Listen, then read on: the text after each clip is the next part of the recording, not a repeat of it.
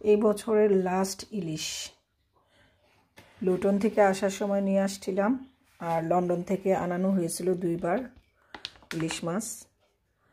বাংলাদেশি পদ্মার ইলিশ, এটাই সব থেকে লাস্ট ইলিশটা, আর নাই। এটা খাওয়া হলে আর নাই। আজকে এটাকে কেটে নিব। ফজর নামাজের পর এটা বের করে রাখছিলাম। এখন ইলিশ মাছের জন্য আবার দেখতেছি লন্ডন বা লুটন যাইতে হবে। ইলিশ মাছটাই আমরা বেশি পছন্দ করি অন্যান্য মাছের তুলনায়, বিশেষ করে আমি। এই যে ইলিশ মাছটা এখনও কিন্তু মেল্ট হয়নি, বরফ আছে। এই যে এখনও বরফ, আইস।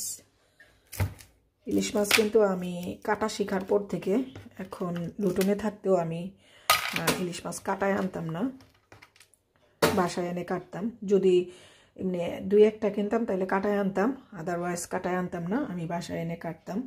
আর যেহেতু ইলিশ মাছ আমরা একসাথে সেল যখন থাকতো লুটনে, তখন আমরা একসাথে 8টা-9টা ইলিশ কিনতাম। তো 8টা-9টা ইলিশ মাছ তো কাটায় আনলে অনেক সময় লাগে, লাইনে কিউতে থাকতে হয়। তো বাসায় আমি কেটে নিতাম, যখন যেটা বের করতাম একটা একটা করে কেটে খেয়ে ফেলতাম। তো এখন এই ইলিশটা খাইলেই শেষ, আর ইলিশ নাই। ইলিশের জন্য লুটন যাইতে হবে যা দেখতেছি। ইলিশ মাছটা আজকে কেটে নিব। আজকে ইলিশ মাছ রান্না করব না, আজকে যেটা খাবো সেটা দেখাই। আজকে স্যামন ফিশ করব, লেমন বাটার গার্লিক দিয়ে স্যামন করব, আর পাস্তা করব, আর পাস্তা রান্না করব। আর এখন বাগান থেকে আমি লাউ শাকগুলাকে একবারে কেটে নিয়ে আসব। এই যে বাগানে এখনো লাউ গাছের লাউ পাতা দেখা যাচ্ছে, এই যে এইগুলা। তো এইগুলাকে এখন আমি একদম কেটে নিয়ে আসব। সিম গাছটাও এখনো ভালো আছে। বাগানে যাব, বাগানে গিয়ে এই লাউ গাছটা থেকে লাউ পাতাটা কেটে আজকে বেছে রেখে দিব, কালকে ইনশাল্লাহ লাউ শাক ভাজি করব। বাগানে চলে আসলাম এখন আমি। এখনো কিন্তু এই গাছগুলা বাসার ভিতরে নেওয়া হয়নি, স্পাইডার প্লান্ট নিব আস্তে আস্তে।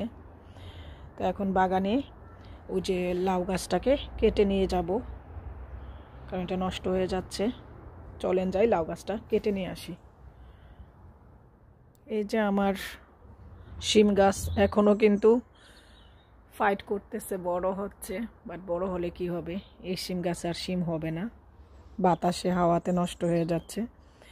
আর এই যে লাউ গাছটা এইবারের একদম গাছের উপর পর্যন্ত চলে গিয়েছে। এটা একদম কেটে এখন নিয়ে যাব, যতটুকু পারি ততটুকু শাক খাওয়ার জন্য নিব। আর এই যে লাউ বেঁধে রেখেছিলাম, লাউ কি অবস্থা।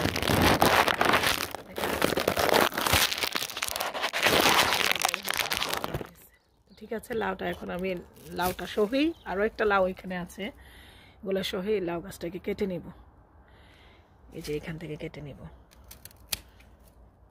2টা ব্রাঞ্চ তো 2টাই কেটে নিব। আর পেঁচ খেয়ে আছে, এগুলা কেটে আমি লাউ গাছটাকে ছুটিয়ে নেই। একদম ওই যে ওনার গাছে চলে গেছে, তো ওইখান থেকে আমি নামিয়ে নিয়ে আসি। এই যে লাউ গাছটাকে এখন টেনে, এই যে এখান থেকে কেটে ফেলছে, একদম গোড়া পর্যন্ত কেটে সব কিছু ছাঁটাই করে ফেলছি, টুকরো টুকরো করে দিয়ে দিয়েছি গাছের গোড়ায়, নেক্সট ইয়ারের জন্য কম্পোস্ট হওয়ার জন্য। আর এই যে এখন টেনে নামিয়ে নিচ্ছি। এই যে কত ফুল, যতটুকু নেওয়া যায় ততটুকু বেছে নিয়ে নিব, কালকে ইনশাল্লাহ রান্না করব, শাক ভাজি করে নিব। লাউ শাকের ভাজি কিন্তু খুবই মজা। পাতা কিন্তু এখন অনেক ভালো আছে, আর এই যে লাউ মরে গেছে।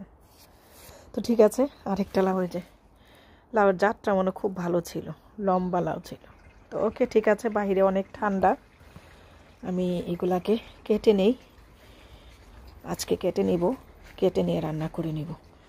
তো ঠিক আছে, এই বছরের লাস্ট হারভেস্ট লাউ শাক, অনেকবার খেয়েছি সামারে।